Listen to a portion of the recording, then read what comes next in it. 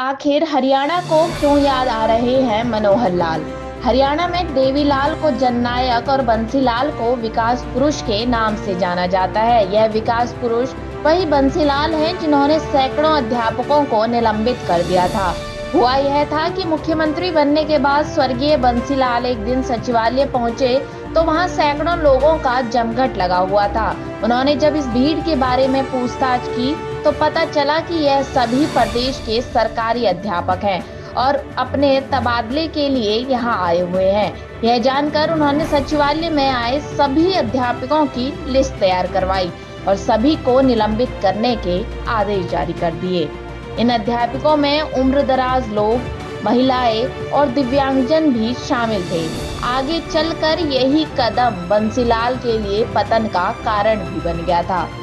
करीब एक दशक पहले तक ट्रांसफर प्रदेश में किसी उद्योग में कम नहीं था, लेकिन मनोहर लाल ने मुख्यमंत्री बनते ही व्यवस्था परिवर्तन करते हुए अध्यापकों के ट्रांसफर के लिए ऑनलाइन व्यवस्था लागू कर दी।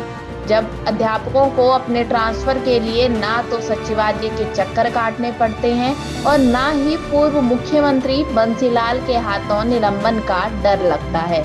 इसके अलावा ना ही पूर्व मुख्यमंत्री भूपेंद्र सिंह हुड्डा वाली सरकार की किसी भी तरह की खर्ची पर्ची की जरूरत पड़ती है। पोर्टल पर आवेदन कर अध्यापक घर बैठे आसानी से अपना ट्रांसफर करवा लेते हैं।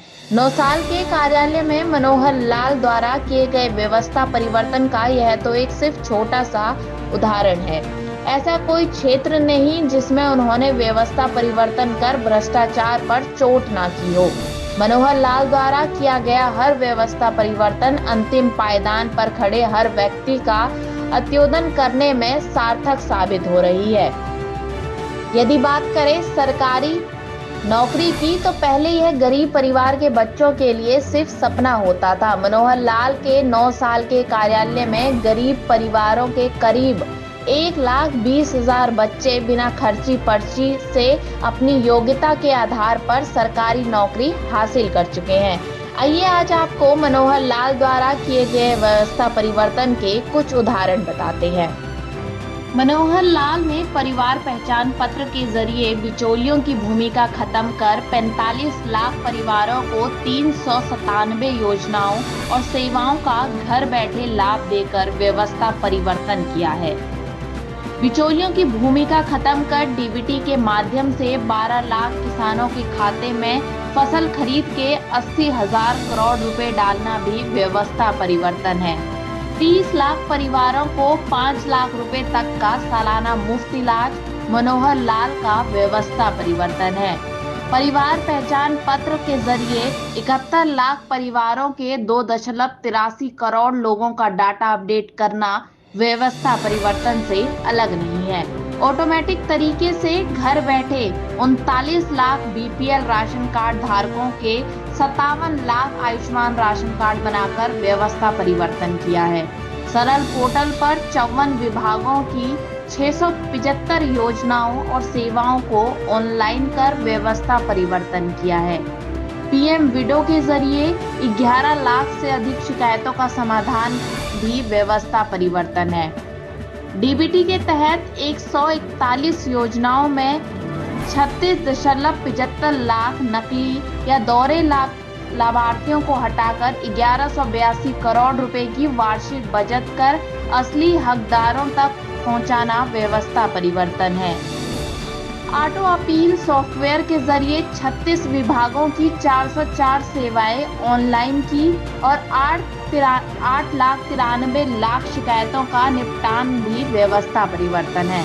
बिचौलियों के बिना मेरी फसल मेरा ब्यूरो पोर्टल के जरिए 12 लाख किसानों के खातों में 7 सीजन के 85,000 करोड़ रुपया भेजना व्यवस्था परिवर्तन है। बिना बिचौलियों के 20 लाख किसानों के खाते में प्रधानमंत्री किसान सम्मान निधि योजना के तहत 8200 करोड़ रुपए भेजना व्यवस्था परिवर्तन है।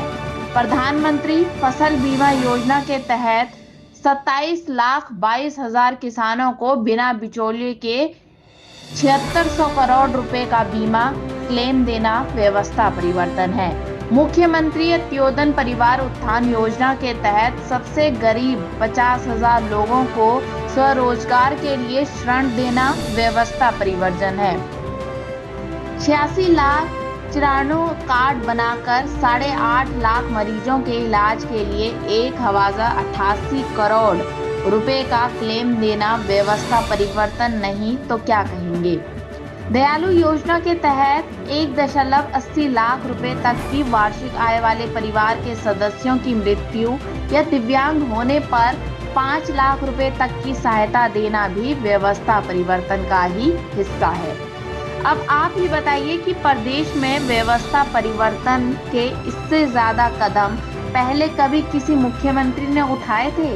यही वजह है कि आज हरियाणा उनकी कमी महसूस कर रहा है। हालांकि प्रदेश के नवनियुक्त मुख्यमंत्री नायब सिंह सैनी ने शपथ लेते ही कहा था कि मनोहर लाल की नीतियों को जन जन तक पहुंचाना मेरा कर्तव्य है।